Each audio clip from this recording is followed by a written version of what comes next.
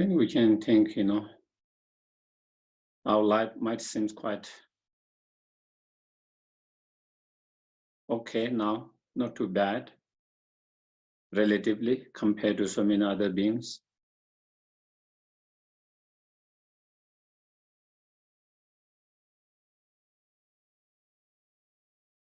But nothing is stable, unpredictable, impermanent, could changes.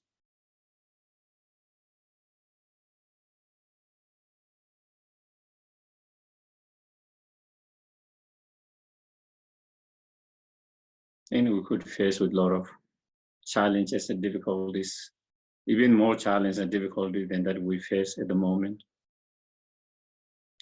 We don't want to think about it, but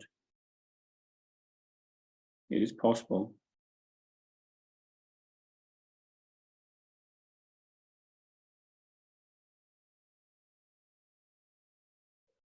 So therefore,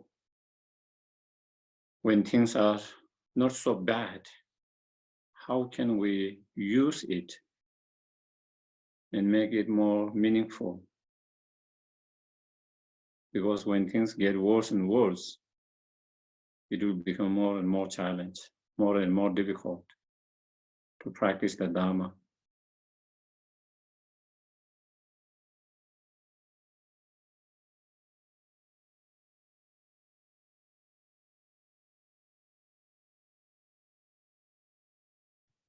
And as I mentioned already many times, practice the Dharma means working with our mind, trying to reduce and overcome those unhealthy, harmful thoughts, feelings, emotions. Trying to cultivate, increase and improve those healthy, positive, beneficial thoughts, feelings, emotions.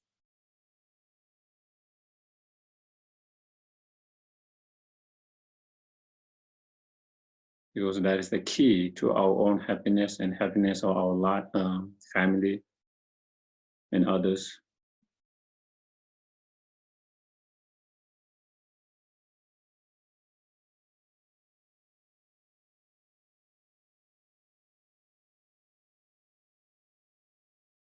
So instead of always trying to change outside external conditions,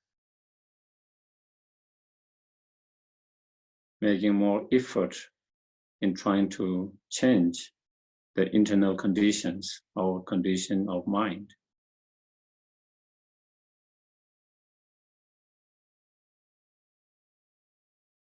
That is what the practice of Dharma really is about.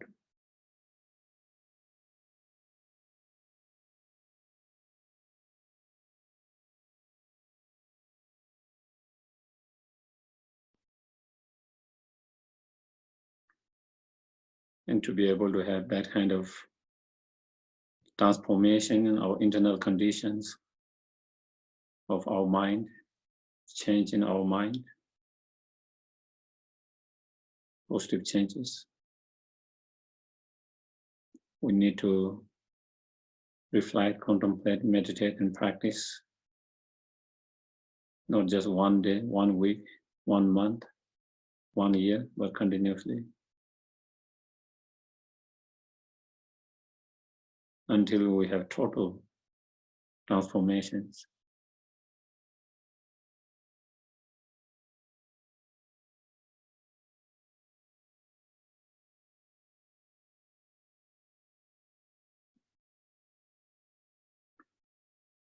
And for that, we need to continue to study, learn, and be reminded of the practices all the time. And that is why we come together, like today, Sunday, and other times. So we try to remind each other, we try to encourage each other, we try to inspire each other, we try to help each other so that we all can continue to work with our mind.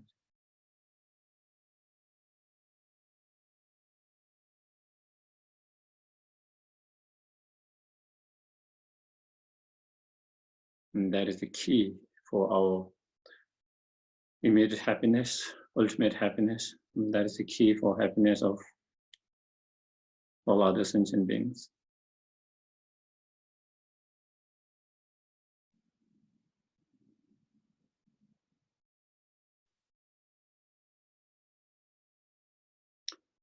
And may our act of coming here together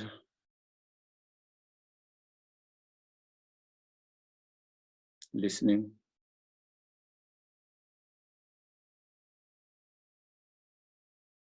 and engage in discussion, reflecting, contemplations, may all of that and all our activities in our life become cause and conditions to become fully enlightened, fully awakened, one.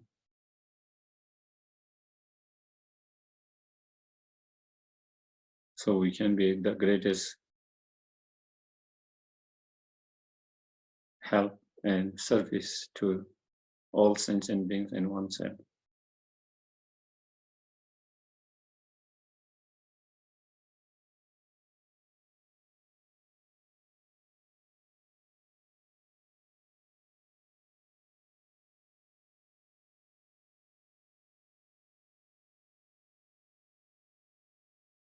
Okay.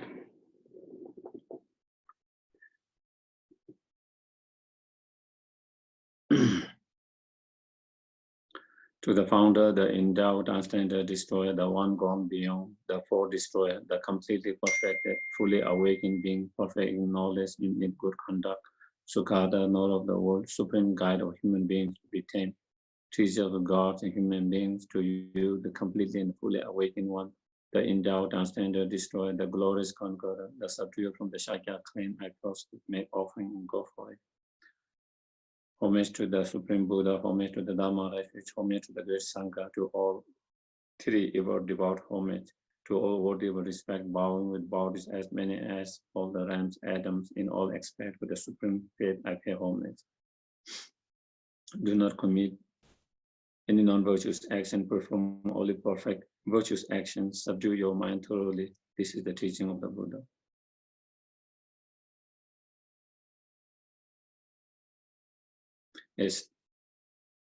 A star, a visual aberrations, a flame of lamp, and illusions, a drop of dew or a bubble, a dream, a flash of lightning, a cloud, see condition, things as such. Through this merit, may sentient beings attain a rank of all seeing, subdue the four falls, and be delivered from the samsara's ocean, perturbed by the waves of aging, sickness, and death.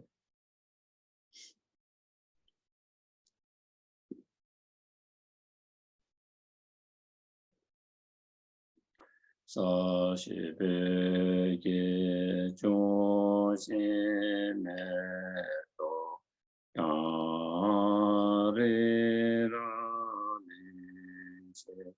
Ni de genba de sange shindu mi de uwa do namada shin cheba sho idam gurana mandala ayam. I go for refuge until I am enlightened to the Buddha, the Dharma, and the Supreme Assembly. By the merit I create through listening to the Dharma, may I become a Buddha in order to benefit all sentient beings. Sangye chodang soge chonam la, changju patu dani kapu. Dagi sheshe kibe sonam ye, dola fenje sangye duba. Sangye chodang soge chonam la, changju patu dani. Dagi sheshe kibe sonam, dola fenje sangye duba.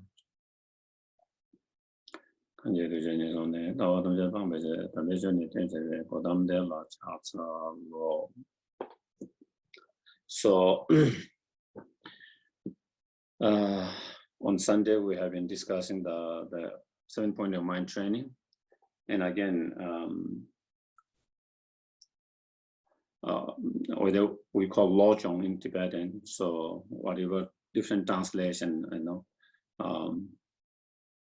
whether we call this mind training, thought transformations, basically is trying to is a training of our mind, to transform all the situations and the experiences that we encounter in our life into a course to the path to enlightenment, to be able to transform them into something virtuous, something positive, and especially trying to transform the difficult, challenging, suffering and painful experiences and situations into something virtuous, something into the path. That is the whole mind trainings, the focus of mind training is that. And as a way of mind training,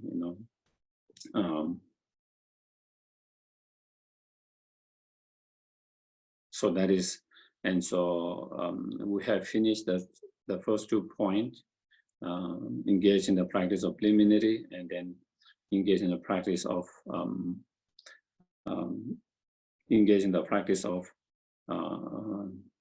conventional awakening mind and ultimate awakening mind.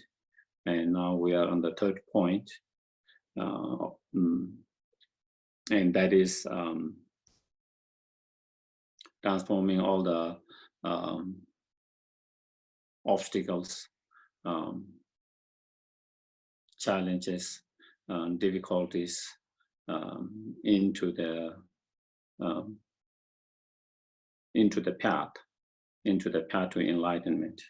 And so I think that is where we are at in terms of the text, the verse. So I think in that, those you have, I think here is transforming adverse circumstances in the path to the enlightenment. So that is the actual headline. And then the verse itself, when environment and its inhabitants overflow with the unwholesomeness, transform adverse circumstances into the path to enlightenment. Apply meditation immediately at every opportunity. And supreme method is accompanied by the 4 practices. So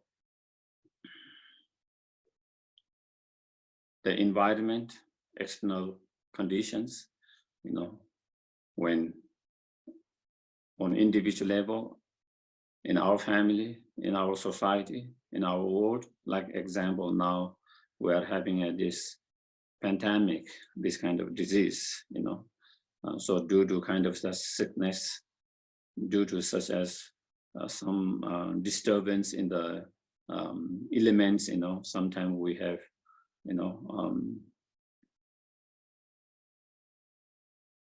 heat waves, sometimes we have extreme cold waves, sometimes we have floods, sometimes we have earthquakes,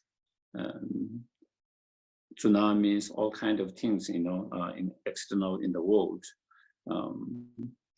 on a bigger level, and then of course also on individual level, things happens around ourselves, and then inhabited the sentient beings that live in there,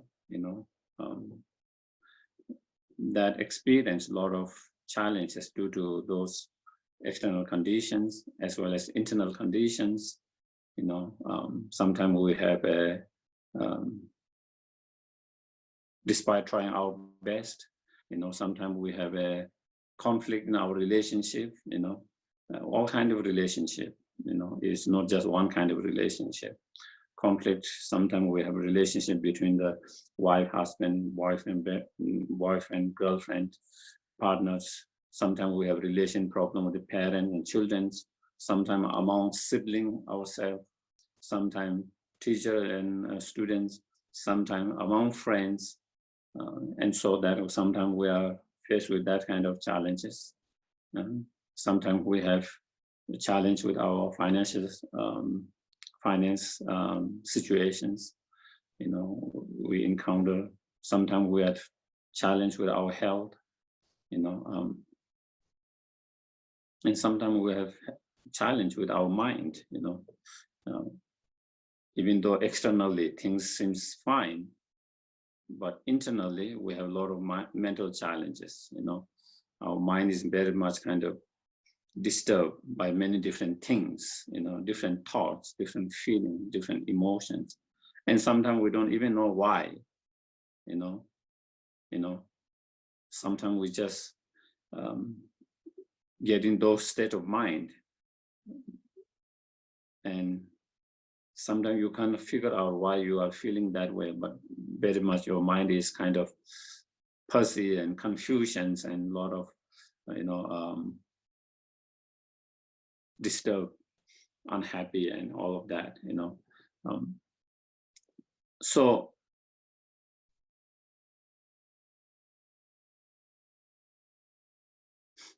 when we face this kind of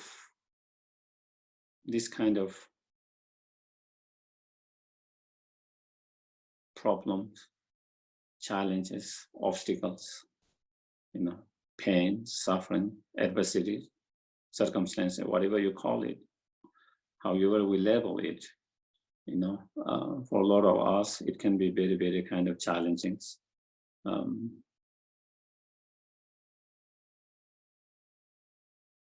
And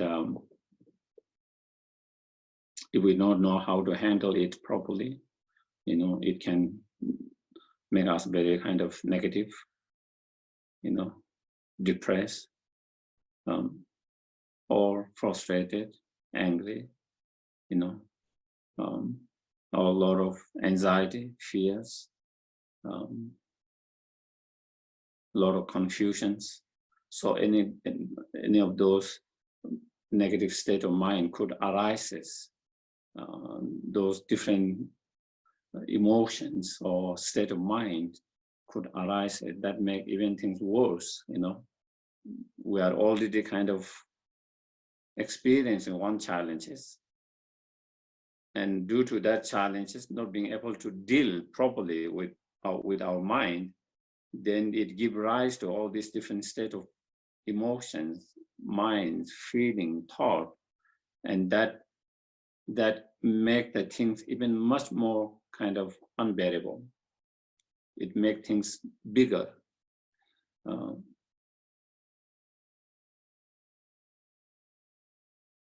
In extreme cases, and of course, people become, with that, sometimes we become hopeless. We give up. We become hopeless and we give up. And in extreme cases, people started to take their own life because they cannot see coming out of that situations. They cannot feel that they could come out of that situation. They feel that they are going to be in that situation, or they think that they feel is going to be even worse than that. And we see, all over the world, people taking their own life when they are in that kind of sudden challenges situation, and when they mentally they don't have the tools, the capacity, the tools to deal with that, and then it can lead to that kind of extreme kind of actions that brings more pain and suffering to yourself, your families, your friends, everyone who is left behind.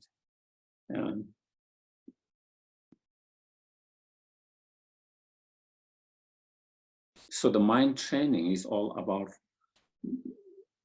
not to allow our mind or to be in such a unhealthy state, such a negative state,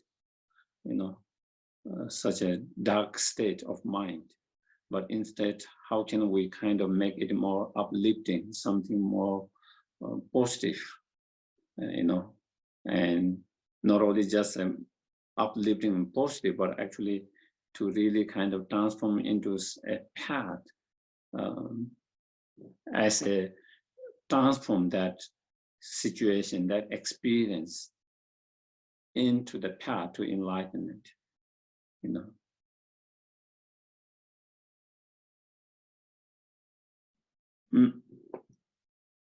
So how we do that? So then that is what the Lojong. So as it says,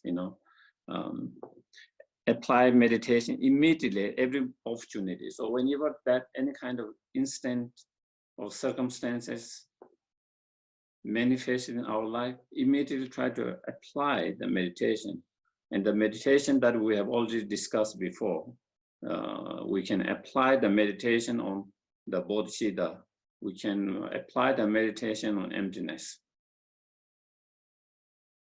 Sometimes when this happens, instead of kind of being so blaming and being so upset and frustrated and angry with someone else or yourself, we try to see, oh, all this is result of,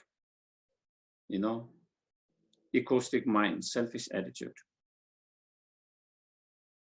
So we don't have to be frustrated and angry with ourselves, neither we have to be frustrated and angry with others, but instead, if we need some object to be blamed, then it is the egoistic mind.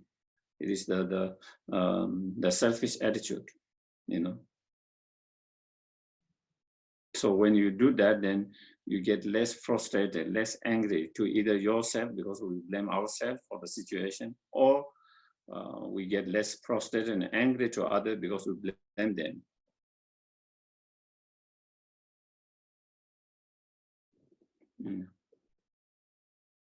And when things are going well in our life, when things seems to go well in our life, of course we have small challenges all the time, but in general, things seems not too bad. When things seems to well, then again, recognizing, that it is because of, again, is a result of the cherishing thought for others. And it is because of the kindness of others. So again, we bring the practice of the Bodhichitta here. And again, we kind of feel very gratitude for the practice of cherishing thought for others, such as loving kindness, compassion, as well as the kindness of others. Because of that, things are going much better, less obstacles, So we try to bring that. Also by recognizing our own pain and sufferings from what we are going through, recognizing we are not only one, there are so many beings who are experiencing similar, even worse, Basically, all the sentient beings in the samsara are basically experiencing a certain level of suffering and pain. Through that understanding and recognizing that, then we try to feel compassion for them.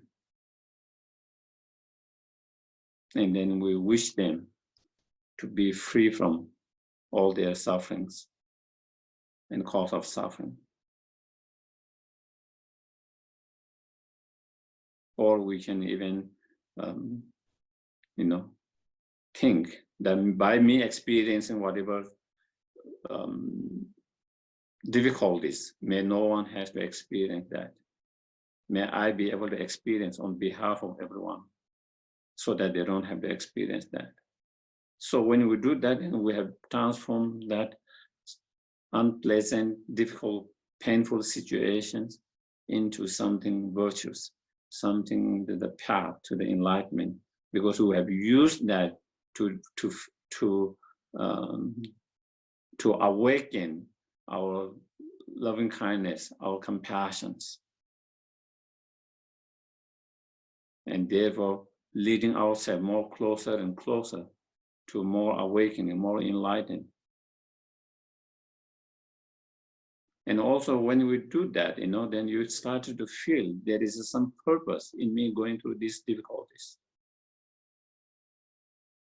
Because I'm experiencing that, and may I be able to experience on behalf of my family, on behalf of the whole world, on the behalf of all sentient beings, so they don't have to suffer, they don't have to experience that in the future. So you feel it's just like a parent when they see the pain of son of their children, they think, if I could experience on behalf of that, if by me experiencing that, if they don't have the experience, how grateful they will have a joy about that experience, because by them experiencing, they are relieving of another person's pain. So then you feel there's a meaning in that, purpose in that, high purpose and meaning in that. And there's joy.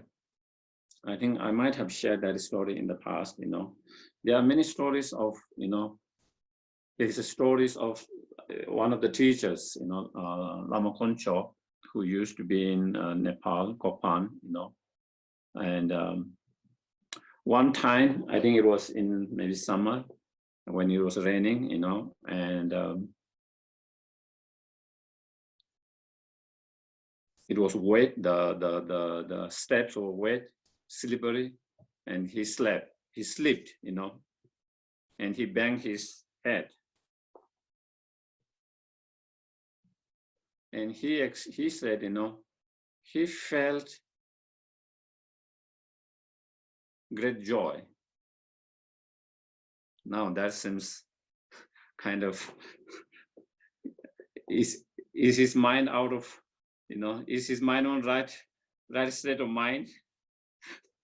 It doesn't feel like a normal when you bang yourself like that to feel a bliss, kind of joy, that is not our experience, So, but that, and because that moment he felt, whether that is the real or not, that he felt that he was taking on all the obstacles by him falling and him banging, he was taking on all the obstacles of Lama Zopa Rinpoche's health.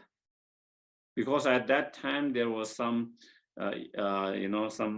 observations that said there were some obstacles to Lama Zopa Rinpoche's health. And definitely, I'm sure that he was thinking about it in the other times. He was meditating, and maybe he was doing tonglen, taking and giving all that. But when that happened, immediately that was how he felt. He felt like he was taking. So the moment he felt like all the obstacle for Lama Zopa Rinpoche's health was taken by him, he felt so joyful, because that has cleared all the obstacles of Lama Zopa's health that he very much wanted. And there are many stories like that of many teachers and lamas, some teachers, when they got sick, they felt like that they was taking the health obstacle of His Holiness Dalai Lama. And again, in certain years, they do certain kind of, astrology and observation by different lamas, different peoples. And then sometime in some year, there's a little bit of obstacle for His Holiness health, and we have to do this and that, practice, and that they recommend. And so sometimes some of the practitioners, they started to do practice of taking all the obstacle on themselves through their practice of tonglen and other practices.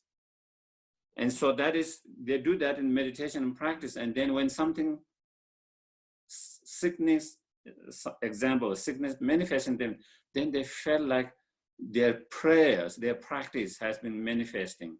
It has been successful. And they feel like that not only they have been trying to visualize and but now that has been really manifesting.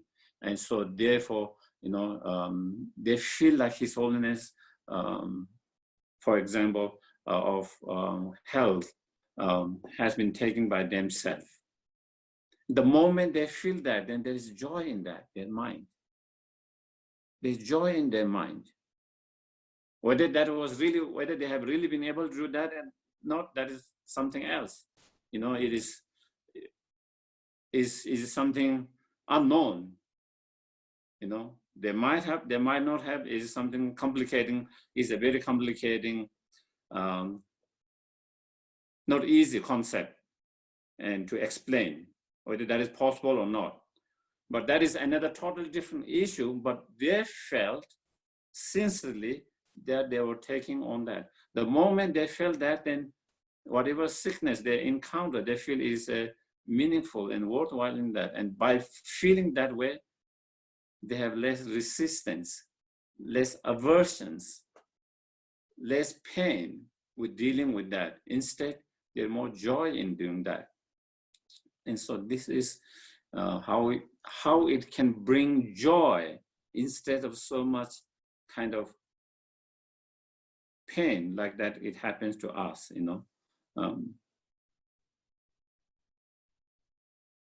when we find out that we have certain obstacles, we really kind of freak out. We really kind of, so many emotions, there's absolutely no joy in that. Why? Because we don't feel it's something meaningful. Is something useless, unwanted. But those practitioners, when they practice such, then they feel it is meaningful. There is higher purpose. There is definitely physical discomfort. Definitely there is a physical pain to certain degrees, and in terms of sickness, but is worthwhile for a higher purpose. And so that, because of that, internally it gives them a joy. And so this is kind of part of training. Again, you can see how it can be very meaningful and beneficial when we can really transform in that way to see. So therefore it's like, I was mentioning, by seeing and by me experiencing that, may no one have to experience, may I be able to experience on behalf of that, behalf of everyone's. And if you can do, then you can do Tonglen, Tonglen, taking all others' pain and suffering and cause of others' pain and suffering and giving them all the happiness and cause of happiness, so you can do the Tonglen. So through that, we try to we apply the meditation on Bodhichitta here in such situations immediately. When we are able to apply that, then totally our emotional, mental response changes. The external situation probably doesn't change. Whatever obstacles that we are having, whatever challenges we are experiencing, that might not change, but what change is our emotional response, our mental response to it. So when we have more positive, healthy mental response, then we experience physical pain, but we don't experience emotional, mental pain. Instead, maybe we might even feel joyfulness, like some of the practitioners that I mentioned. that they felt.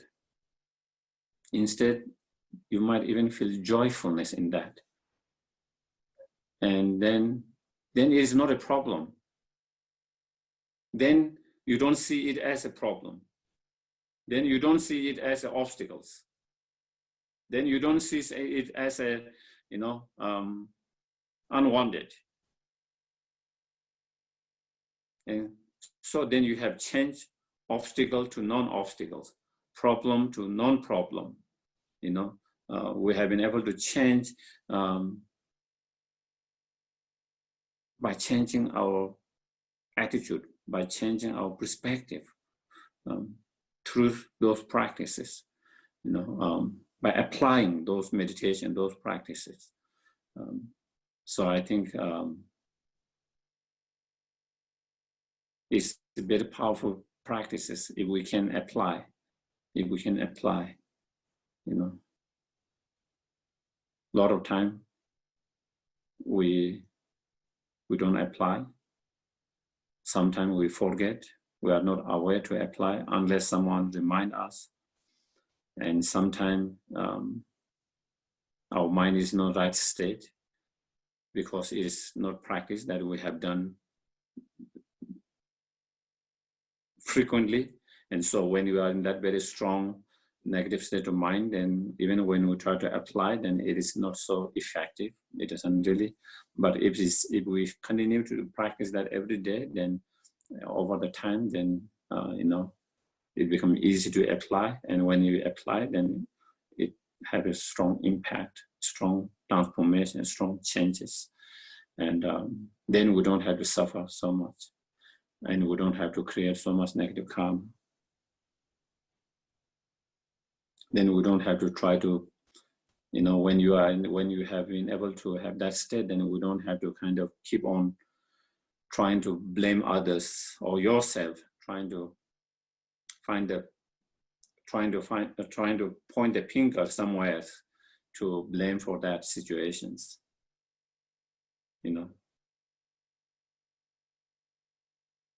Yeah, for example, in Lama Kuncho's case, if it was us, we might be blaming the monastery, not keeping it dry, or not having a sign which says "be cautious," is a wet, So we might be kind of blaming them, or we might blame ourselves, not being mindful, not paying attention. Either way, whether you blame others, whether you blame yourself, then it doesn't help. And we started to get negative feelings. Instead, in his cases, there was no blame game. Instead, there's a joy in that because of his able to see it as much more higher meaning and purpose in that. And so I think that is so we can try to apply in a. It is easy. We should try to apply. We should try to apply. In our everyday small situations, because it's easier for us to apply in a small situation. It's much more harder to apply that kind of same when it's very intense and very big. But if you try to apply with a small situation, then we get used to that kind of. We get familiar with that practice. And as we get more familiarity and better at that practice, then eventually we can apply that even on the big situations, intense, and then we can even be able to successful even applying those situations and to be able to respond emotionally, mentally in a different way, more healthy, positive way. And instead of that being cause for more negative feelings, negative emotions, and negative karma, we kind of transform into to develop more positive and more virtuous emotions, feelings, and mind, and create more positive karma, and to turn into the path. And then also we try to apply, which we already talk about, emptiness in those situations. Immediately try to meditate the emptiness, bring the meditation on emptiness, contemplation on emptiness, the wisdom, the view in that situations,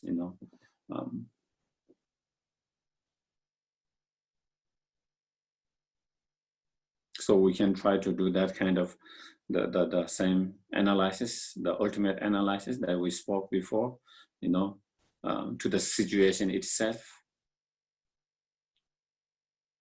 Whatever difficult situation, whatever it is, whether it's a health, whether it's a relationship, whether it's finance, whether it's all different, not getting what we want and encountering what we do not want. So whatever kind of situation that we face, applying this to the situation itself, that we have so much aversion, dislike, and unwanted feeling of so unwanted and frustrated and angry with that whatever situation itself, or that the being to whom we might blame for that situations, or the person yourself who is experiencing the pain because of that situations, yourself, the person who is experiencing, and the experience itself, the pain itself, whether it's the pain, whether it's frustration, whether it's fear, whether it's anxiety, whether it's anger, whatever that's emotions, whatever feeling that we are going through, we try to apply those analysis that we do on emptiness. What is that feeling? Whatever that the different feeling, what is that feeling? Where is that feeling? That we feel so strong, so concrete, so intense.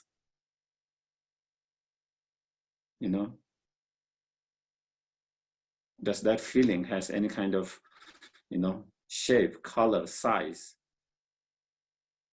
Is it in my brain? Is it in my heart? Is it in my body? Is it outside of my body? And even that, whatever feeling that we are going through, is one of those mental factors. And, it has many kind of qualities, the quality of, awareness, the quality of clarity, and all is the clarity quality that is the, the knowing or awareness quality of that is the first moment of that, the second moment of that feeling is the third moment that feeling. So when we do that kind of analysis, then it started to become, less and less concrete, less and less intense, less and less touchable, less and less clear. At the very beginning, when we are too intense, it feels like that we can really kind of grasp on that feeling, like as though we can grab the cup with our hand. It feels like that there is something so solid, so concrete, so it feels like we can really touch on that. And then you see, all this dissolve and less clear, less and less solid, less and less concrete. And then with that, our mind started to kind of become, whatever feeling we are going through started to become less and less intense and dissolve.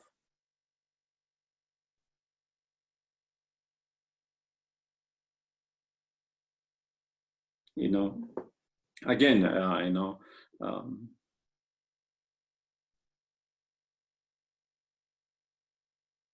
don't remember to apply that all the time, and I might not have success all the time, but there are times when I'm dealing with a different emotion, and when I try to apply that kind of analysis, where I saw immediately where the intensity of that feeling decreasing.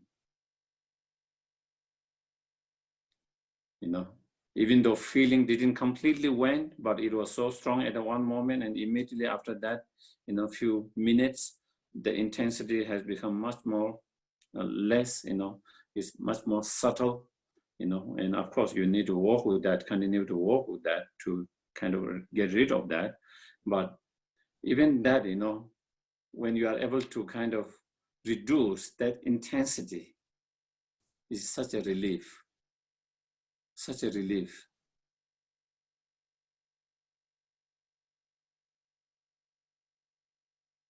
It's like that you have been carrying a big burden when you have that strong, intense feeling, and now it feels like you have taken away, you know, when you are backpacking, you know, with many pounds carrying, you know, and all your shoulders and your body start to ache, and when you are able to just put it down, you know, such a relief, such a relief. And similarly, you know, that is the sense of that kind of relief.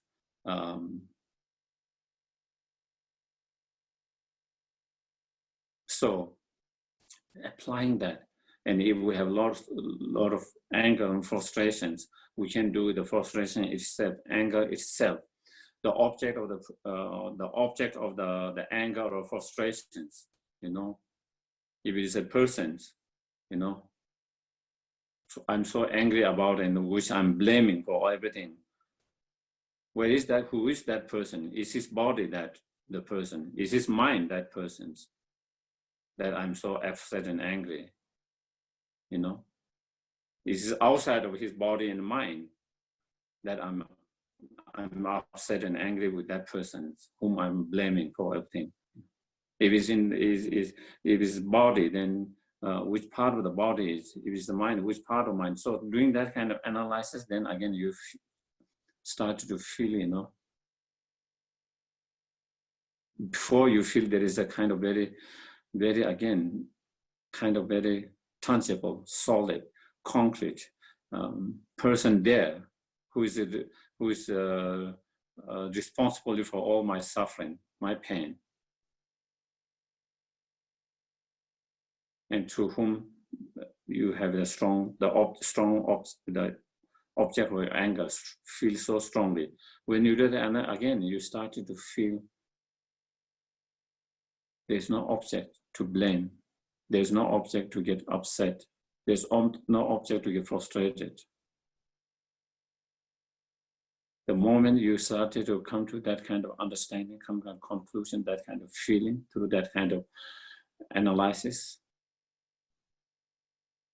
contemplation, meditations, then again, you know, the intensity of your frustration, anger can reduce. So we can apply that to the person itself or the object, the feeling itself, and the object of that feeling. Or sometimes we can do ourselves, you know, who is feeling that frustrated, or someone whom we feel that I have been taken advantage, insulted, abused, whatever, you know, hurt, harm. Where is I who is so frustrated? Where is I who feel that I've been abused, I've been kind of hurt, harmed, insulted? Is this my body which feel the hurt, harm? Is my mind? Is this outside my body and mind who is feeling the hurt? Which state of mind? Which part of the body? So when you, again, then you feel, you know, there's no object that has been hurt, that has been insulted, that has been, you know, harmed. And when you feel there is no object that has been done, and then again, there's no frustration, anger, and hatred on the basis of feeling that is the object that has been hurt, harmed, and on the basis of that, then that feeling arises. So applying those meditation that we already kind of discussed last week, you know, from emptiness can also immediately help us to reduce the whatever negative emotions that arises due to that situations can be subside, minimize, reduce to certain level, and that itself is great. Such a relief, such a relief. When we have little success when we have little success of that. Once you have one success with that, then it gives you confidence in your practice on that. Then you start to feel those practice meditations does help. It's not just that in the scriptures and the other teachers or masters saying it helped them, but you started with your own direct experience. Oh, definitely, it's not just a concept, it's not just a philosophy, but it is a practical. If you apply it, does really help in dealing with those negative emotions. And you begin to see how this realization of the emptiness can overcome all our delusions, all our negativities.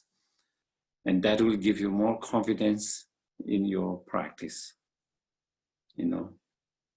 and convictions and faith in the Dharma, in the practice. Now you have started to experience, even if it's just a glimpse of that experience, even though it's not a real experience, but it's just kind of the taste of that, glimpse of that. And you begin to see if the glimpse of that, even there's such a, not a realization, but even it's a glimpse of that, or even it is just a little bit of meditation, if it can help that, what it is like to be when you really meditate and when you really have realizations, then you begin, absolutely is possible, as it is described in the teachings. Otherwise, we hear delusion can be overcome, and they can be totally overcome, and sometimes we wonder, is it really? It doesn't seem like. That sounds good. I wish that was the case, but that doesn't sound like in our feeling, in our everyday life. And so we started to not have a total convictions in our dharma, in our practice, all of that, and so then after kind of, so those are the two of the practice that we try to apply, which says apply meditation immediately at every opportunity, okay? That is where it says apply meditation. So meditation on a conventional bodhichitta and emptiness, the wisdom, apply immediately at every opportunity whenever we encounter any kind of challenges, difficulties. So then there are other practices, other practices that we can also apply. Other practices which we can apply. And so here there's the supreme method. So supreme method is the conventional bodhichitta and ultimate bodhichitta. But also that can be accompanied, supported by the four practices. And so then we'll kind of talk more about that four practices that we can, that which can support to that two supreme practice or meditations, so we'll kind of discuss a little bit more later. We will have some break. So, yeah.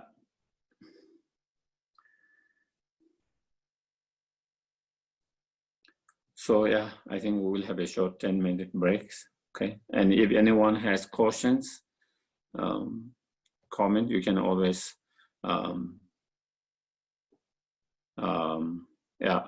ask directly by unmuting or send by writing. Okay, thank you. So we have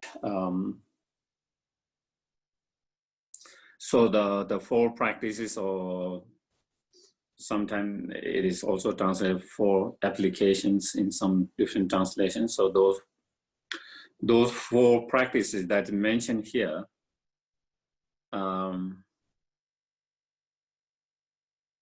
are accumulating merit,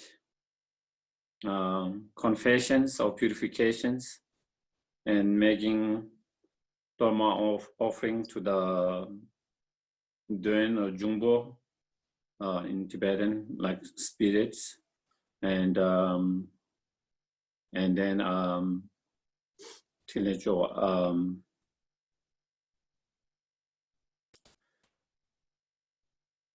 making offering to the Dhammapalas, Dhamma protectors, and then requesting for the health. So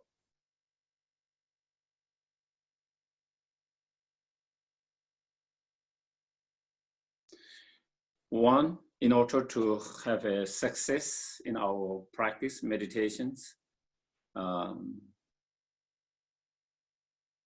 in order to have, success in our meditation, in our practice, and so that we can develop those realizations of the 2 bodhicitta, the conventional ultimate bodhicitta, we need to have gathered all the conducive conditions to support that practice, conducive condition, and that is creating the merit. And then we need to clear all the obstacles for the success of practice, meditation, and realizations, and that is kind of the purifications. So those, from that perspective. From another perspective,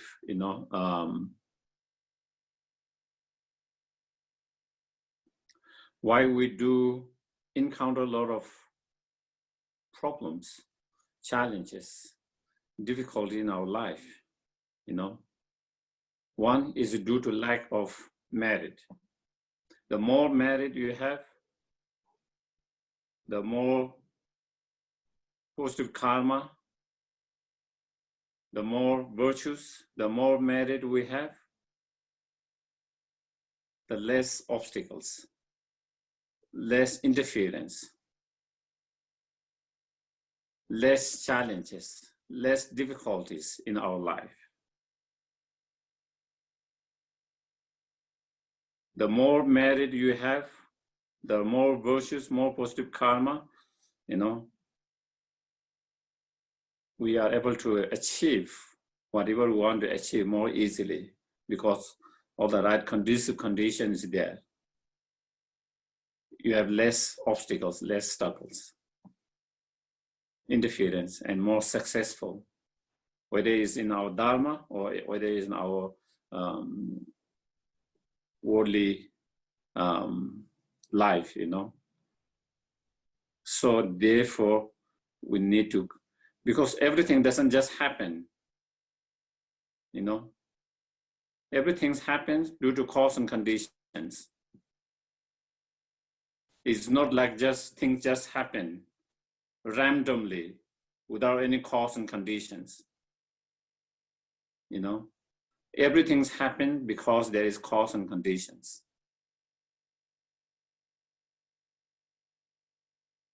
If we are encountering a lot of challenges in our life, because there are cause and conditions for such challenges, such adversities, circumstances, difficulties. And when we talk about cause and conditions, there are external cause and condition and internal cause and conditions. It's not just one conditions, there are many cause and conditions, so many cause and conditions.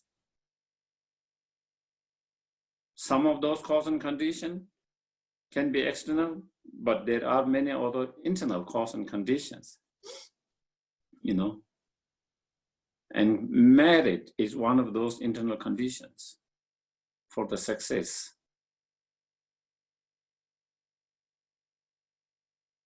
I think the words, the merit, I think we don't find the right word in Tibetan is sonam, you know. Sonam, we call sonam. Sometimes is translated as fortune as well. A lot of time is translated merit. But I think because of the word, I think sometimes in the West, people have kind of misunderstanding about that and have some kind of, seems to have some struggle with that word, you know.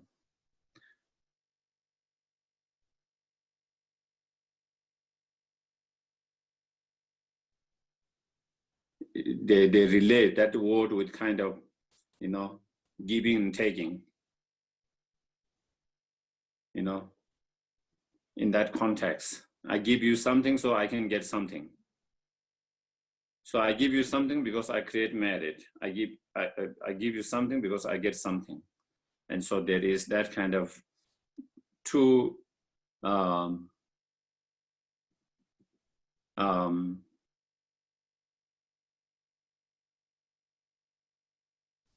yeah, and I think maybe that is, so therefore sometimes I use the conducive conditions, internal conducive conditions for the, and when we talk about merit,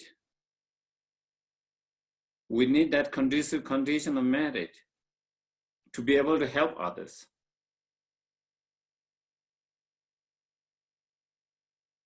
We need the merit for the success of our practice, meditations.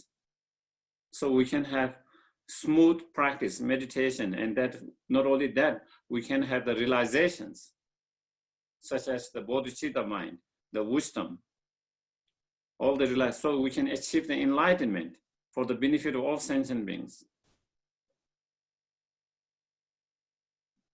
We need to create all the conducive conditions, and that is the merit that we are talking about when we talk about merit. Is not being a kind of, you know, what you call selfish, because that is what a lot of people kind of, in one way, we are selfish, you know, in one way we are selfish, and sometimes it is arrogant to think, you know, oh, I give you some, I do something virtuous, so I get merit. If we feel that because it is selfish. But aren't we doing that a lot of time? So sometimes our mind just kind of make all this, you know, all these kind of complications in our own mind, you know. But definitely, in creating merit doesn't have to be selfish. You know, to help others, you need to have merit. If you don't have merit, we will not be able to help others. If you don't have merit, you will not be able to take care of yourself. If you don't have enough merit, we will not be able to have success in our practice meditation. We will not be able to achieve enlightenment. So we can be the greatest help and benefit to others. You know, and so there are many different ways of creating merit, you know, so many different practices, you know.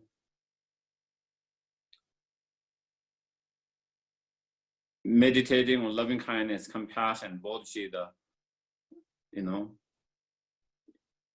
is one of the greatest ways to create merit. Meditating on emptiness, practice on Tonglen will be one of the greatest ways to create a lot of merit.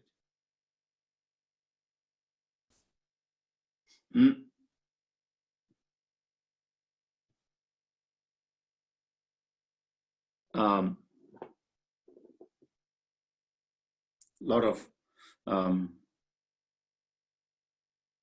but also there are many other practices, making offering to the Buddha Dhamma Sangha, making offering to the Buddha Dhamma Sangha, making offering to the, Dhamma centers or other charities, organizations, practicing generosity or charity to those who are in needs, poor, those who are in needs, most needed, or even doing the practice such as, mandala offerings or other form of offerings through your heart, even we don't have any resource to really help in actions, but in our mind, through our mind, training our mind to give, to share, and through that, making offerings also can, creating holy objects, producing the Dharma books, holy images, and so forth, paying homage and bowing and prostrating to the holy beings, holy objects also. So there are so many different ways of creating the marriage, that whatever practice we feel more connected, we can try to do that. Some practice, some people connect, and some practice, they don't feel connected. So if you don't feel connected to one particular practice, it doesn't mean that you cannot practice, you cannot engage in practice to create merit, because there are so many different ways of doing, so many different ways of creating merit. And then whatever you feel most connected, you try to apply that. Just one particular practice doesn't connect with you, doesn't mean it's useless. It is useful. Something that doesn't connect to you, it connects with someone else. And they both are way to create merit. Sometimes, our mind is such, oh, it is not helping me. I'm not connected. Therefore, we feel it is just a garbage, useless.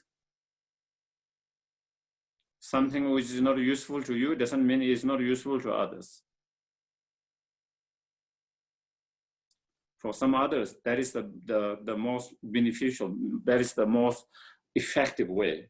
They find that way, leading to the same result. It's a different method, it's a different approach,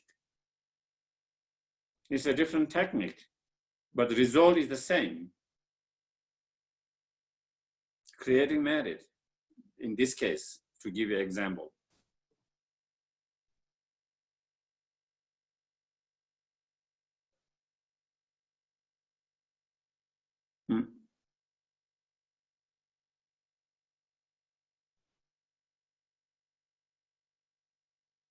If we don't have enough merit, then, if we get ourselves, if we have, let's say, physical health challenges, financial health challenges, all and so forth, we struggle to practice because we have to kind of, just to keep ourselves, to pay the bill, we have to work all the time, or struggle to even do that. We have to take care of our body so much that we don't have the energy to kind of practice and meditate. Because of all this struggle, we are unable to help others. Instead, we need the help of others. So when we talk about marriage, we need that in order to be able to practice the Dharma, in order to develop our heart, in order to be more help and benefit to others. And if we took long term, then to achieve enlightenment, So we have to connect that. I think sometimes people unable to connect that, and then there seems to have some kind of aversions, resistance. So this word, when we say merit, we create merit and this and that, you know. And I think maybe it's just the English word that people get so stuck with that, you know, the way it is used in normal, ordinary way in Tibetan, which we call sonam, and maybe it's not the same that maybe you use in ordinary way, and you always, you know, connect with that ordinary, and then maybe then you have different meaning, and then you have that kind of resistance, you know, to the idea of that, you know. The second is confessions or purifications, you know.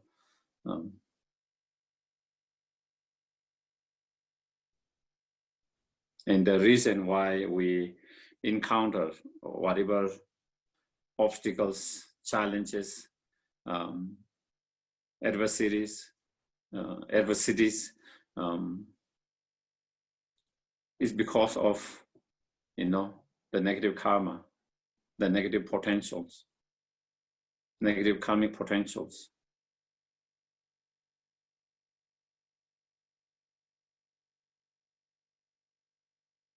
When that is manifested, then it comes in that form of different obstacles, different challenges, different. So if we don't want those difficulties, if we don't want challenges, then we have to reduce and overcome the cause and condition that give rise to that. And those are the negative karma,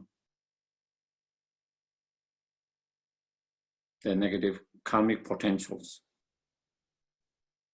And there is a way to do through the practice of purifications. So even if we have created a lot of, you know,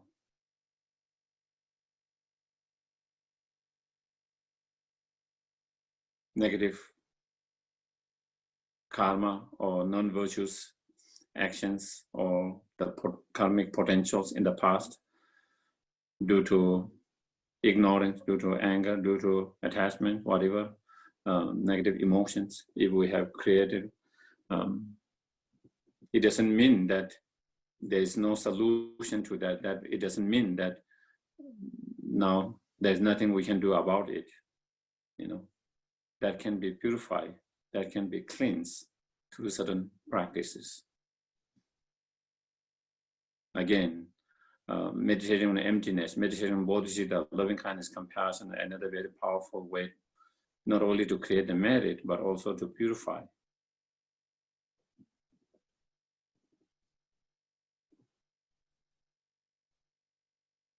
But also it is not the only way. There are so many different ways of purifying that Buddha taught, recommended, you know, and basically whatever form of different purification that we do, you know, or whether we do the Theravada Buddha practices, you know, through prostrations by reciting the name of, and of course many practice inform that, whether we do the Vajrasattva purification practice, or, you know, whether we recite some of the sutras as a way of purifications, whether we create a, you know, holy objects such as making sata, or holy objects such as, you know, stupa, statues, image of the holy beings as a way of purifications.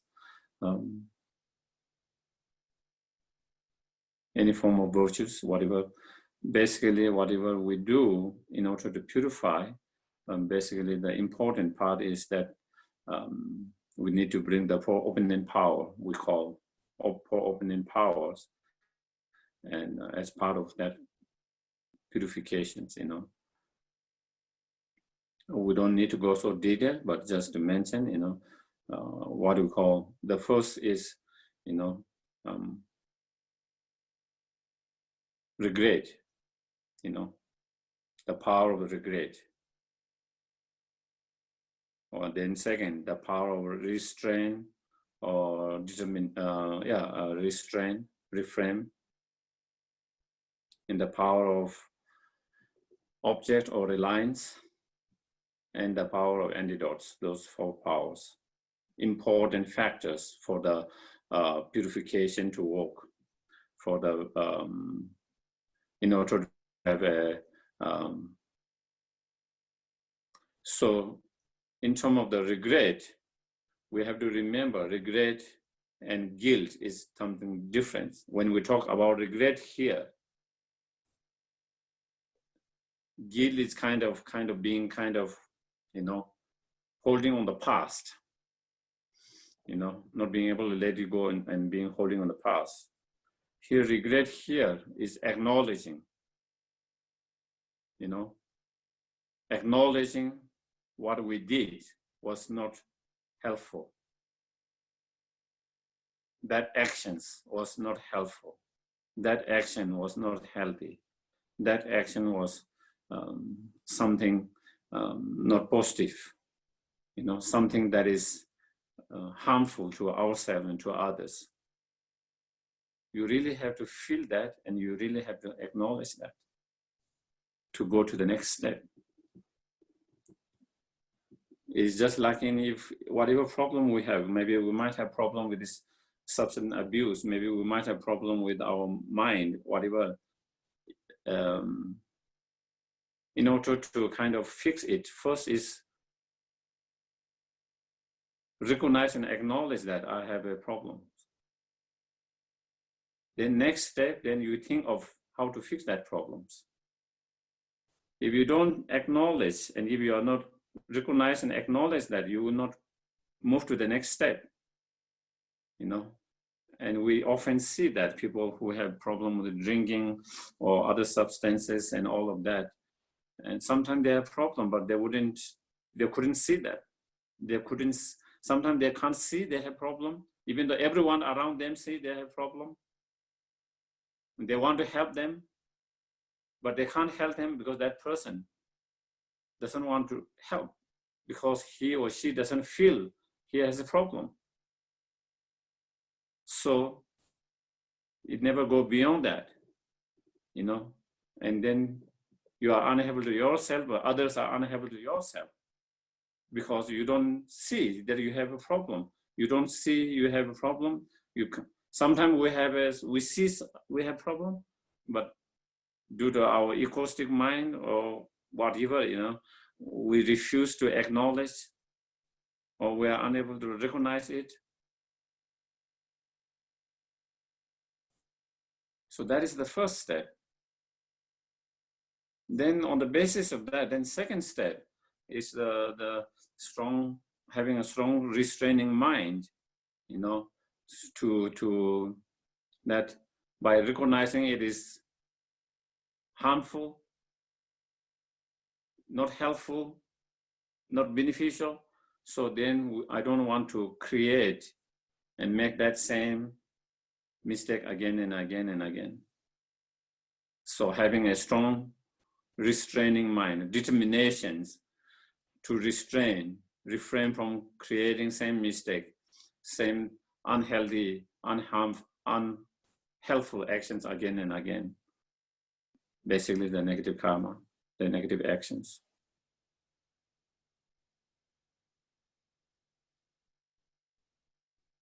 And thirdly,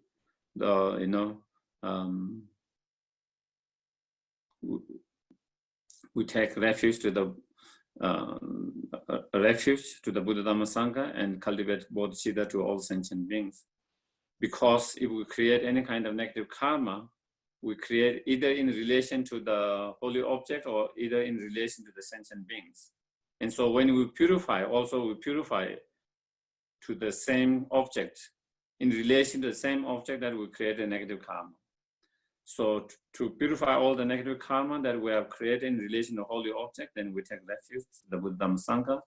All the negative karma that we have created in relation to sentient beings, in order to purify them, then we try to cultivate bodhicitta towards them. And so that is the practice of refuge and bodhicitta, the third one, which we call the power of object or reliance.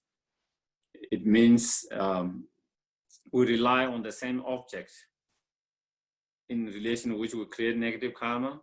When we purify, we rely on the same object in order to. One of the example that is given in some of the scriptures that is nice is like, if you fall because you sleep on the floor because it's wet, if you fall there and you have to rely on the same floor to get up. And same thing, we will create negative karma in relation to some objects. We try to purify getting up from there by relying on the same objects.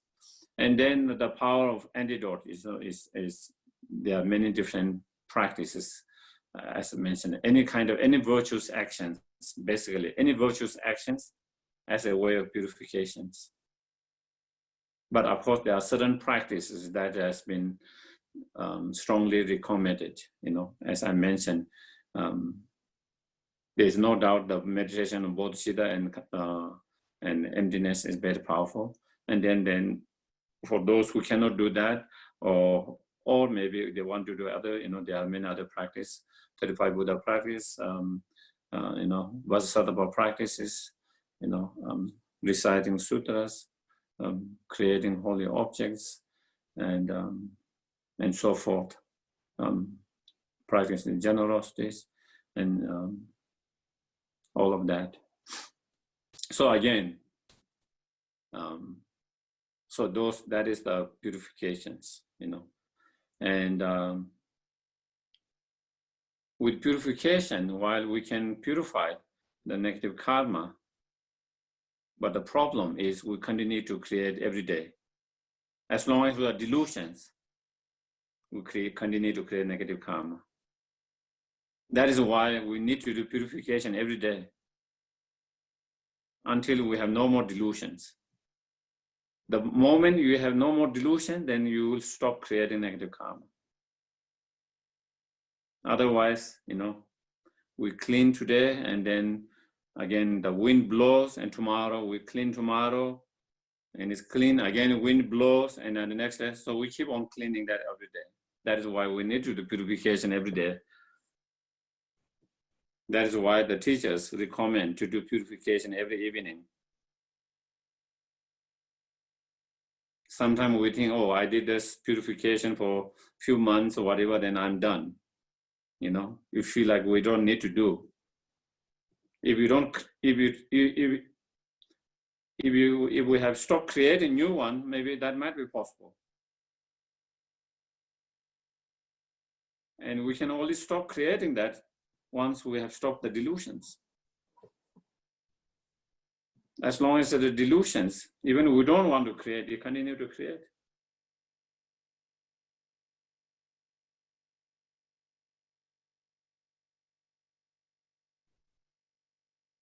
So therefore, it's so important to do the purification every day,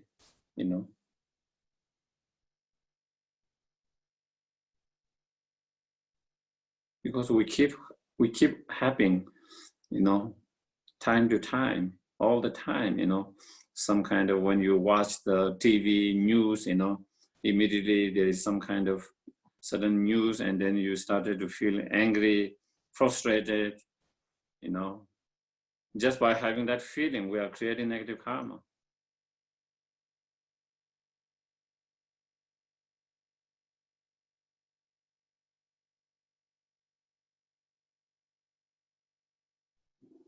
And if you go to some kind of, shopping places, mall, immediately you have some kind of desired attachments, oh, I wish I could have that. Oh, I want that. Just having that kind of strong desire, that strong attachment, that strong craving, already we are creating negative karma.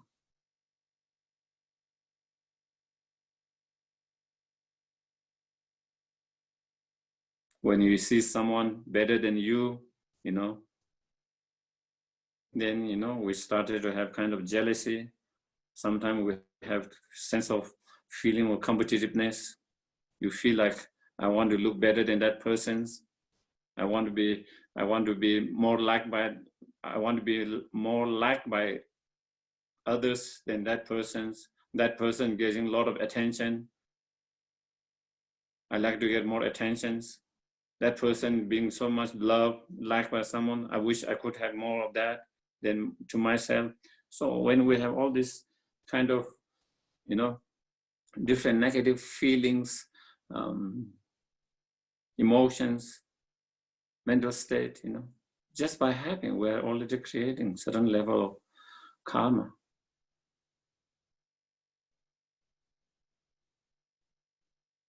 So it's so important to do the purification every day.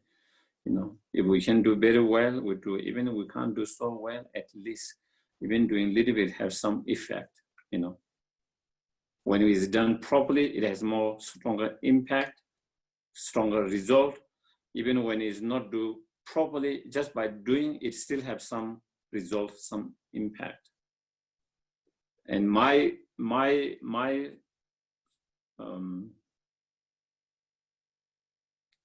motto or slogan is something's better than nothing. Okay.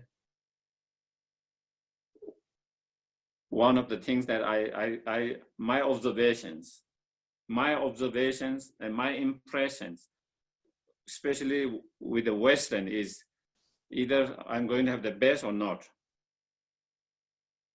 Either I have to be able to do perfect or not do it. I feel that there is a lot of that kind of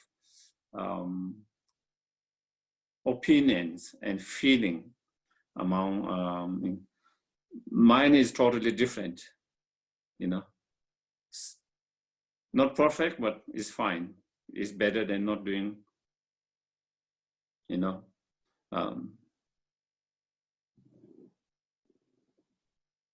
there could be many different levels, most perfect, and then a little bit less perfect, little bit less perfect, little bit less perfect, little bit less perfect, little bit, and even it's just small things. Even with that small, it has effect. Just like a drop of water, continuous drop of water over the thousands and million years, then it make a hole in the very solid rocks. It's so insignificant if you see a drop of water, and the rock is so what do you call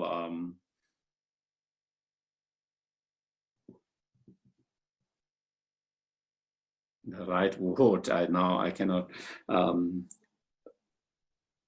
The rock is so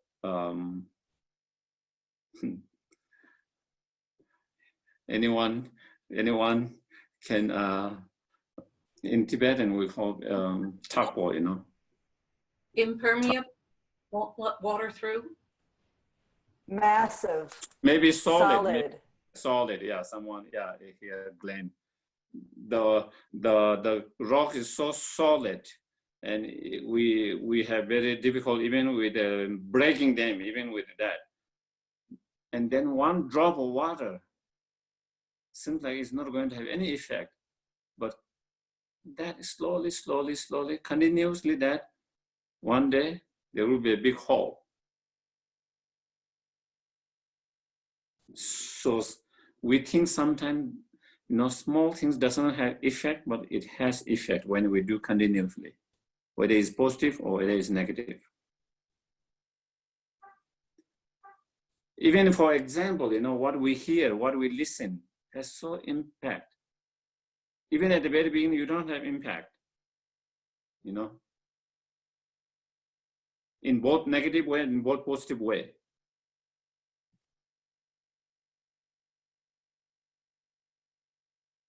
For example, someone, maybe you don't have any kind of, let's say, doubt about someone,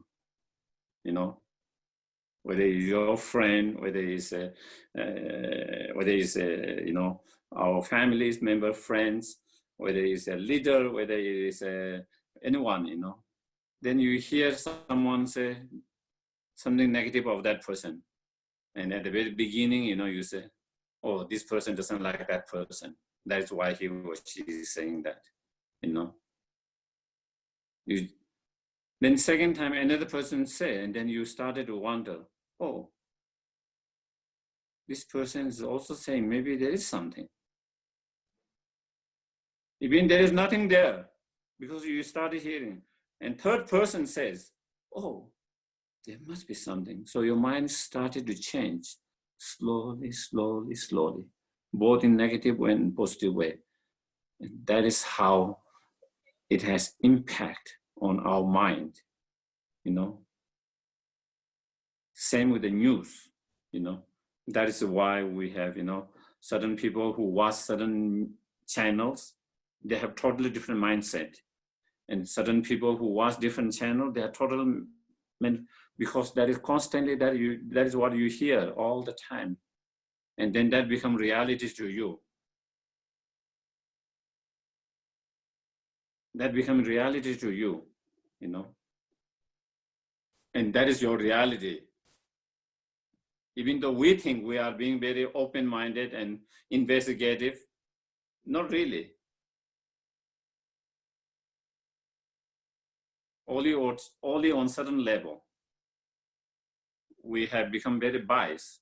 And I was sharing with one of friend recently, you know, how my mind has also become a bias in terms of the news.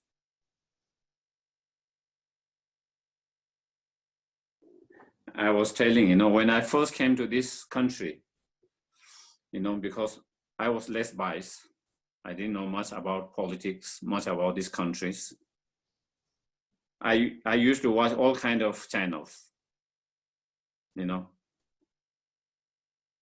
I used to watch Fox, I used to watch CNN, I used to watch NBS, all of that.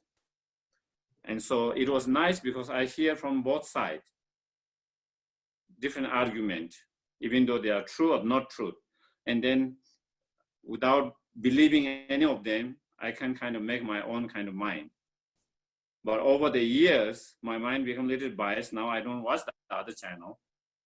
And now my reality is what this channel says. CNN, MBS, you know, CBS, whatever, those different channels. Now, and so,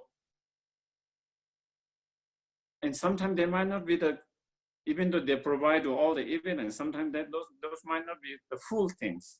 And sometimes, you know,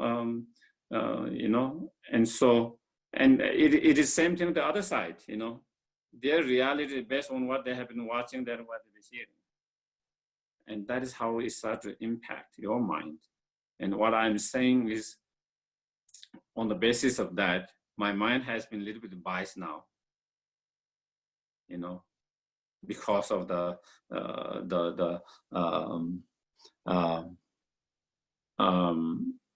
because of the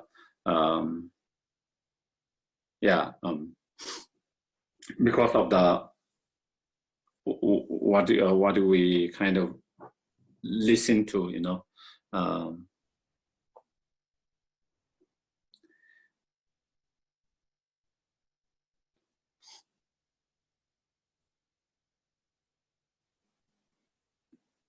So anyway, what I was trying to point was that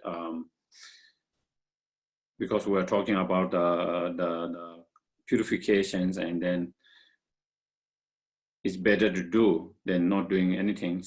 And even it's a very, feel like insignificant and small, but when you do that over the year, then it has a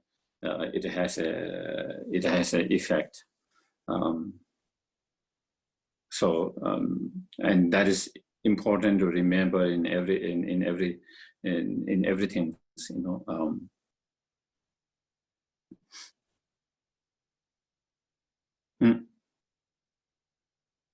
So then the third one is making an offering to the, in Tibetan we call Jumbo or Duen, spirit, you know, harmful spirit, mostly in this case. So when we experience some of the challenges, difficulties, you know, sometimes, you know, when everything seems just going fine and suddenly things go wrong, unexpectedly, surprisingly, everything started to go wrong, here and there. When we feel like that everything is just settled, everything seems just fine, so well, suddenly something happens. Suddenly everything started to kind of crack. Suddenly everything started to kind of break down. Suddenly everything started to go wrong. And sometimes those goes wrong externally, sometimes internally. Sometimes externally things goes wrong, and sometimes internally, without any reason, we started to get very angry. Without any reason, we started to become very unhappy. Without any reason, we can't find a reason why we are so upset or angry or frustrated, or sometimes just so miserable, so unhappy. But sometimes things happen externally, internally, that, and so here is saying that could be, sometimes it could be, the result of the evil spirit or the jumbo or the dön, and that could be understood externally, internally,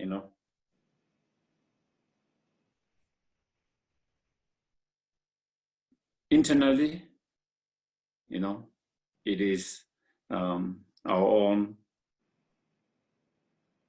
defilements, our own delusions.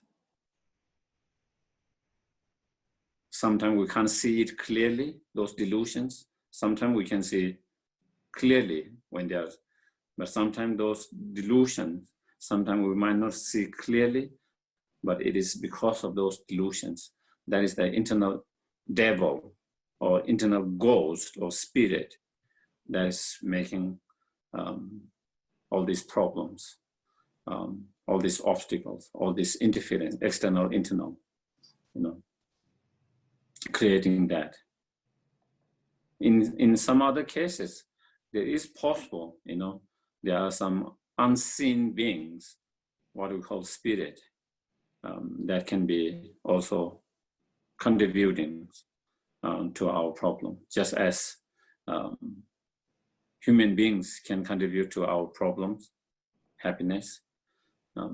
Also, the weather can contribute towards our happiness and sufferings, elements, animals, and so forth. So therefore, also there are unseen other beings, such as a spirit, which can also contribute towards our interference, obstacles, and so here the point is to make offerings to them, dharma offerings. So even though we don't have to do dharma, but offerings, if we can offering, so offering them and then thanking them, for giving me this opportunity. Because if they are harming us or contributing towards our harm, it is because that we have harmed them in the past. So it is like a debt we owe them. So through that, then they are helping us to overcome our debt.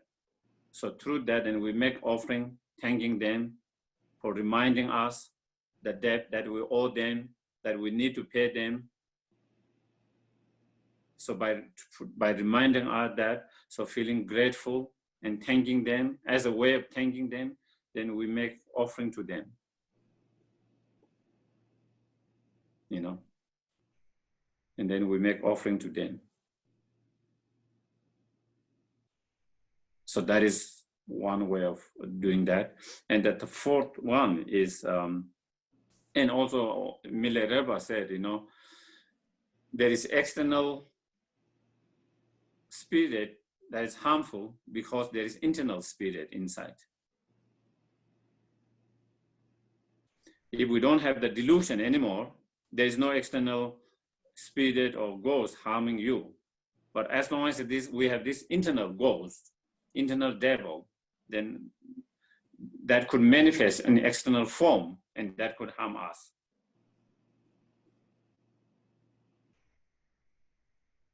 And so therefore, so therefore that is one thing that, of course, we can't say with sure whether there is a external spirit or not. There are some teach in some of the Buddhist scriptures, they do say there are other beings that we can't see it, but definitely in some teachings it says it's a manifestation of your own mind that is appearing you in that as external beings, and that is harming you. So there is two ways of understanding, from internal point of view and external point of view. So anyway, either way, we will try to do that. And then fourth one, making offering to the Dhammapala, and those are, Dhammapala are more, some of them are enlightened beings, and some of them who have much more kind of power and who have been kind of subdued by some of the great enlightened beings, subdue them, and then ask them to kind of support and help those who practice the Dharma, and those who have made promise to help and support those who practice the Dharma. So then again, we need every help to solve our problems, Any help from anywhere is good. If we can get help from human beings to solve our problem, that is great. We will take that. At least I will take that. If someone offer me a help to overcome my problems, I will be much more willing, happy to take that help. And if it is come from another beings, such as Dhammapala, that will be greatly welcome, And if it's come from another higher level of Bodhisattvas, Buddhas, that is always welcome. And not also, therefore, sometimes certain problems human can help us to solve. Sometimes certain problems the human cannot help us to solve. And sometimes when we request and ask for the help from other beings such as Dhammapala, then they can be also, in some cases, they can be helpful to solve our problems, to overcome our interference, obstacles, and so forth. And so therefore we try to again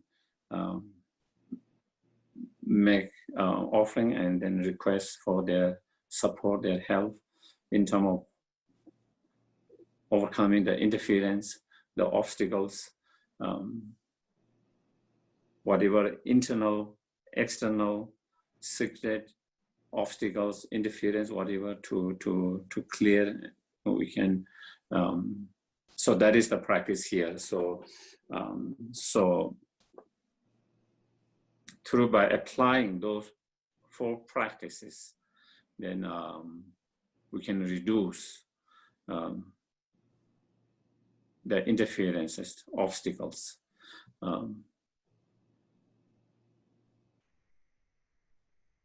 At the same time, when we train our mind, also we should be when we train our Lojong training, while we try to kind of reduce the cause and condition that bring obstacles and interference, at the same time mentally training ourselves to accept whatever comes,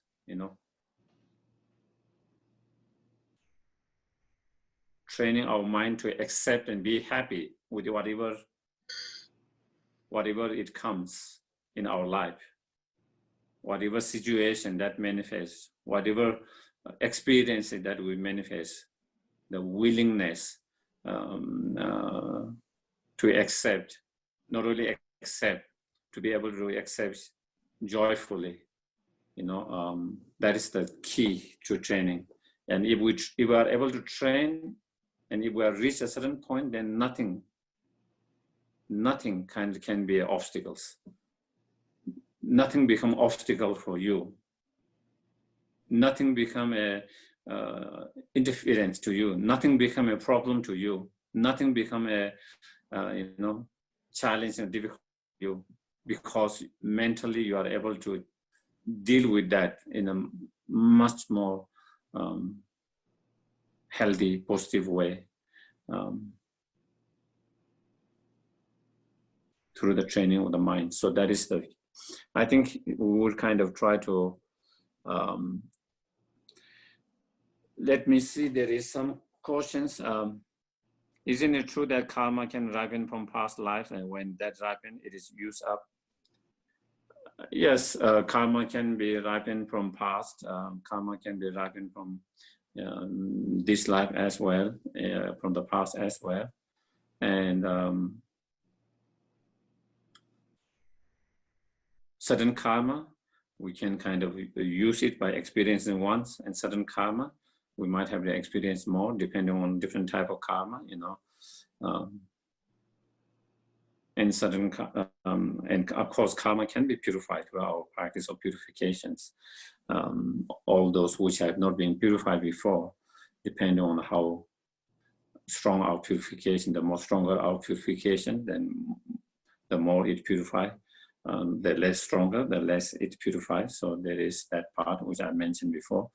But it definitely, once many of karma, once you experience the result, then it is kind of, that karma is done, taken care of. If we don't create new negative karma, you know, but if we create new karma, then of course, even you have taken care of that, it creates negative karma, new ones, according to how we respond to that, the pain, suffering, or challenges that we're experiencing, you know. If we respond with such as frustration, anger, and hatred to that, then of course, while we kind of deal with one negative karma of the past, use it, then again, we're creating a new one. And so, yeah, but if we deal with a healthy, positive way, then once we have used it, then we don't have to deal with that, and we don't create a new one. So that is, I think, yeah.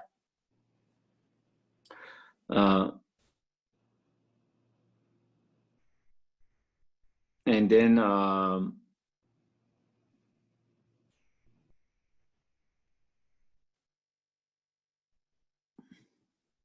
yeah, I think definitely, I mean, we are entitled definitely to make our own decisions. We are entitled to learn about the facts, and facts also sometimes change. Through our history, 100 years ago, which are supposed to be true, now after 50 years, we find they are not true. And some of the things that we think we are true, it might be proved wrong, maybe in later.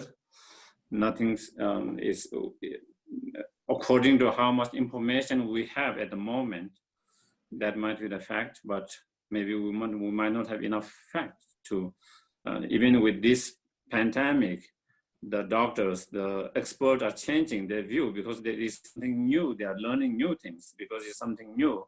Something was a fact at the beginning, now is no more fact. And that could change depending on more and more information you get. We can only say fact on the basis of how much information we have at the moment. And there are a lot of information we don't know. And so since we don't know, and the more information we get in the futures, the fact which we think is a fact now could change. And so definitely that is another, even the facts are not absolute, they are relative. In relation to what information we know, what we have, this might be fact. But the more we learn, the more we have more information in the future, this fact might not be the case. It could change. And so that is, again, it is another good teachings on non-absolute, all relative. Sometimes when we think of truth and fact, we feel like it is the absolute, you know. This is it, it can't be changed.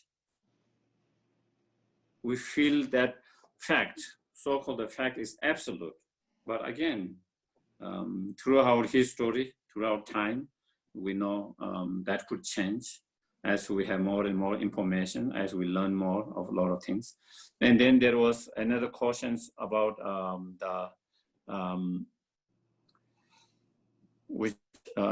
more.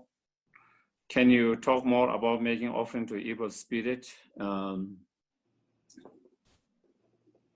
You know, when we feel, if we feel there is some kind of energies, unseen energies harmed by something else, sometimes it is just creation in our mind, a lot of time it is creation in our own mind. There's nothing really there, but our fear or our concept, our superstitious mind creates as though there is something there outside, external. So we have to kind of differentiate. There is a lot of time is creation of our own mind and superstitious mind, but also possible there is external beings. Okay, there is possible there is an external being, so-called spirit, who are kind of, and they have their own world, just like a human world, animal realms world, their spirit world. Just like we, they have delusions. Just like we, sometimes they help, sometimes they harms, depending on. And so therefore, sometimes because of our karmic connection from the past, or sometimes because our present certain actions that disturb them, and therefore, just like if we disturb some other human beings, they will try to harm you. Just like when we sometimes unknowingly, maybe we might disturb them, and therefore they might respond in a way that it harm us, or create some kind of interference and obstacles. And so that is possible. And so in those cases, then in a Tibetan tradition, then we have what we call ritual cakes, torma. So we make torma offerings and then do that. But we don't have to have that thing. You can make whatever offering. You can make offering of fruit. You can make offering of food. You can make offering of like a milk, like for a Naga. Those are nice milk and whatever. But basically, from your mind, you make from that, or even you don't have to make. Sometimes even the actual offering, you can even from your mind, you can offer them and communicate from your heart. Cultivating bodhicitta towards them instead of getting upset and angry for their whatever their harm, or that by understanding. Because of our own karma and because of our own action, that is why they are kind of responding us in that way. And then trying to develop loving kindness, compassion, and then try to make that offerings, thanking them, feeling gratitude for that, giving that as opportunity, and especially to be able to pay the debt. And so that is, so yeah. So even though there are some specific kind of ritual ceremony like that, but you don't have to follow all of that. I think it is just mentally communicating in a positive way, with a compassionate way, and then on top of that, if we can make some external offer, that is also good, like food, drinks, and like that. And so yeah, so we'll do the dedications. Yeah, thank you very much.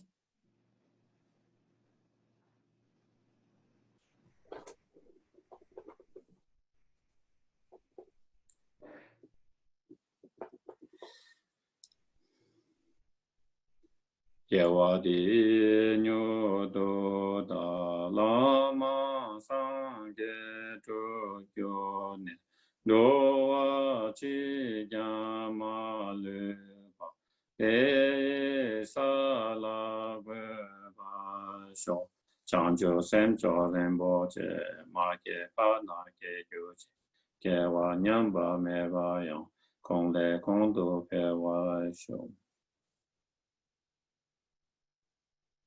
I guess it became maybe today we'll go to the long life.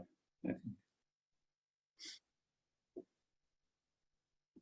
A wish granting, wish fulfilling, jewel source of every single benefit and happiness in this world, to the incomparable kind in Gyatso IBCs. May all your holy wishes be spontaneously fulfilled. You who uphold the subdued moral way, who serve as a bountiful bearer of all, sustaining, preserving, and spreading Manjunath victorious doctrine, who masterfully accomplished manifesting prayer, honoring the three jewels, save myself and others, your disciple, please live long. So thank you very much. And then again, I think you try to, whenever we encounter any kind of unpleasant experience or any situation, try to apply the teachings, whether from the conventional Bodhichitta point of view or from ultimate point of view, or whether you rely from the emptiness part of it, try to apply that. So that will be the kind of, that will be the exercise or homework, being very mindfulness, and whenever we experience any kind of feeling or whenever we experience any kind of external that, then try to apply any one of them, at least one of them, and try to apply as much as possible. Okay, so thank you very much. Thank you, everyone. Thank you.